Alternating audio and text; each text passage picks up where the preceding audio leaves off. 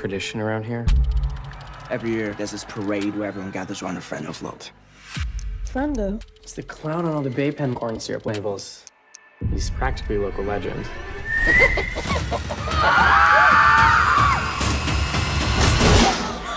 Hi. Adam, so how are you doing? Good to see you. Good seeing you. I see you've got Clown on the Cornfield there. You got Buffalo Hunter by the great Stephen Graham Jones. Dr. Jones, my favorite. What's the middle one? I see the Nat Cassidy book. Two Nat Cassidy books. I just did an event with him. Nat says hi. What's the one between? Is that Rest Stop? Which one are we looking at now? Rest Stop between Buffalo Hunter and that's Rest Stop. Yeah, there we go. Yeah, awesome. I got it. A huge Nat Cassidy fan. You know, I was a huge Adam fan as well. Oh, thank you so much. Yeah, I saw you did like a Q&A with him the other day. No, with Nat with your Crocs on. Yeah, for the new book, the When the Wolf Comes Home, which is really good. Fantastic. I love it to bits. Yeah. Yeah. He did. He needed a in conversation partner at the Doylestown Bookshop, and I work with them a lot. So I was like, yeah, I'll do that. I love Nat. So we just had a really good time. Yeah. Nice, fantastic. Yeah. Listen, less about Nat, all about you now, because it's. There's fantastic movies coming out. I loved it to bits. I mean, I can't imagine. I mean, you've known for so long that this was going to be a thing, but to finally get it out there, that must be just mind blowing. It's wonderful. It's awesome. Thank you so much for saying that. I mean, it's Eli's film through and through, Eli Craig's film and his team, and they did an amazing job. Yeah, I really appreciate that. And it's funny you say like I've known that this is coming for quite a while. I would say less time than you think. On and off now, yeah, because it's that idea of like people say movies are in development all the time. You know, I'm not like Mr. Hollywood, but I'm a movie fan. I know enough to know that like not every movie that's in development gets made. So like I kind of was skeptical. That not of the film itself, like I knew it was going to be good, but I was skeptical of like, will this really get made? You know, up until the point I stepped off the plane and was like visiting set. Like I was like skeptical to that point of like, and then you get to see it, and then then you leave set and you get to see the first cut, and you're like, oh my god, it's a real movie. It's a really cool experience. It's really great. Yeah, and I'm a movie fan. I've been a fan of Eli Craig's for 15 years since Tucker and Dale. I was that movie. Yeah. That movie came off like a festival run and was really hard to see and didn't have much theatrical play. But when it came on DVD, I was there on that Tuesday at Best Buy getting that DVD. So like I don't blow smoke to Eli. Like I was OG day one. You know, like yeah. So yeah. I mean, how many times did you ask him about a possible Tucker and Dale sequel? Oh, I think I've been on enough interviews where they ask him. He gets apoplectic. He ends the interview and he storms out. So I haven't done that. I was just on an interview with him where someone asked him about the Rage Carrie 2, where he's an actor. Right. He gets his head chopped off in that. And I was like, I'm glad someone else said it because I've spent 2 months with him and I didn't get to ask him that.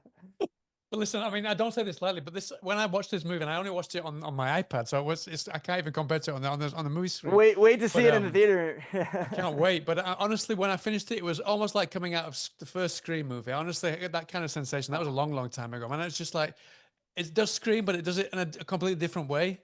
I mean, that's so kind. That's so kind of you to say. That must have been kind of one of your kind of not concerns because you got this great director and this great cast and everything, but that must have been kind of one of the concerns that people are going to compare it to the movies. And maybe come out and think, this is like something else. But it really does feel like that, but it just kind of blew me away in a completely different way, this one. It's interesting because there's a lot more Scream DNA than there is like Terrifier DNA or Pennywise DNA, like which people see Clown and they automatically want to kind of compare it to those. And it's like, well, if you're going to compare it to anything, you should compare it to the things that it's like actually like takes inspiration from. And I think Scream to me was very foundational. I mean, I saw Scream way too young. I saw Scream and my dad took me. I was 6 or 7, and I fled from the theater after Casey's death. Like I could not handle it. It was too much. Like the parents coming home and finding the body. I ran out the center aisle of the theater, and then I caught the rest of it on VHS when it came out. But that's one of my first kind of inspirations, first kind of kinder traumas. But there's all this stuff in Scream that is metatextual, that relies on your knowledge of horror movies. And because these books are teen books, because they're young adult novels, my goal with them was to never assume familiarity, never assume that a teenager has seen these movies or read these books or has any kind of horror background. Like my ideal reader, or at least my idealized reader in my mind, is someone who's trying horror for the first time. and I view myself, maybe it's a little lofty, but I don't mean it that way. I mean it in a neurotic way. I view myself as like, what if they pick up this book and it's the first horror book they're reading and they don't like it? What if they're never getting to the rest of the people on your stack? What if they're never getting to Bad Eater? What if they're never getting to Stephen Graham Jones or Nat Cassidy? Like, that would bum me out, like, so like I have to be an ambassador for the genre, and I have to be a gateway for the genre in that way. And that's how I view the work, and that's how I view the quality that I want the work to hit. So the Scream thing is there. It's a piece of DNA. Very much Black Christmas is, very much Halloween is, very much all the great screen slashers are pieces of DNA. But I didn't want kids to be like, it's not a winky, like, remember this, it's not a winky, like, remember, Friday the 13th. It's like, no, that came out 40 years before they were born. Like, like they didn't. I mean, talking that, I think when you wrote the book, you did want to go kind of down a kind of a John Carpenter route as well. Oh yeah. Oh, for sure. Yeah. I mean, I'm a Craven Carpenter kid. Well, that's not even true. I'm a Hooper guy too. Cause I love TCM's my favorite. And I don't actually consider it a slasher, even though there's slasher elements in it. I get nerdy that way, but I'm a Craven guy and a John Carpenter guy, and I have been for the bulk of my career. Like starting with my first novel, Video Night, very referential, very set in the '80s, and then Stranger Things came out, a little while after Video Night came out, and I had this great bump to the book because everyone was writing like listicles and articles that were saying like, if you like Stranger Things, here's books like it. But then by that time, that became such a thing to do. That became such a like, we're living in nostalgia. By the time Clown in the Cornfield came around, the message of Clown in the Cornfield is this like almost anti-nostalgia message. The message of Clown in the Cornfield is this idea of like, what if the good old days weren't so good, and what if you couldn't get back to them anyway, no matter what you did, no matter how much blood you spilled.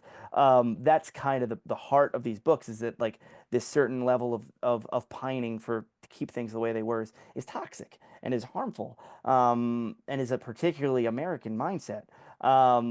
And that's what the books are about on a larger sense. I can't even remember the question. Sorry. I can't even. I've now referenced this twice in these interviews, but it's the scene in The Stepfather where Terry O'Quinn goes like, "Who am I here?" Yeah. But no, but I mean, it's quite funny that you said that. I mean, you wrote this before the last couple of Scream movies, and they tried to tap into that as well. Oh yeah, very much so. for sure. Yeah. Scream 6, 100%. Like Scream 6 is like has elements that I used in Clown 2. Year and a half, 2 years before. Like, and I think it's just not gonna get all Harlan Ellison about it. It's just in the zeitgeist. It's just one of these things that like it is what it is. It's that idea of like we're living in this world, and your slashers got to get contemporary. Your slashers got to be a part of the world. They can't just be remember this, remember that, because it becomes a Xerox of a Xerox. It becomes a copy of a copy, and it's not fresh anymore, and it's not scary, and it's not interesting to the audience that it's most meant to resonate with, which is younger people. So that's that these are all thoughts and considerations that clearly filmmakers are now reckoning with. I mean, the reason why I can't wait to see it in the cinema specifically is, without giving anything away, there's kind of a moment halfway through. I was watching with my son, actually. We watched the film together. Oh, awesome! And something comes out of the cornfield all of a sudden. How old's your son? He's just about to turn 17, so he's about. Oh, that's awesome! He's a target demo. So we just looked at each other and was like, "Well, this down for this all the way now," because it was that's exactly what you said. It just throws the tropes out of the window. And it's just something completely different for slashers and for the clown movies. Yeah, there's the whole book and the movie. The movie keeps the book structure. It's built like a weird kind of pyramid, where on this side of the pyramid it's this idea of like indulging in tropes and using almost stock characters or stock situations and almost lulling you into the idea that exactly how the back half of this thing is going to play out.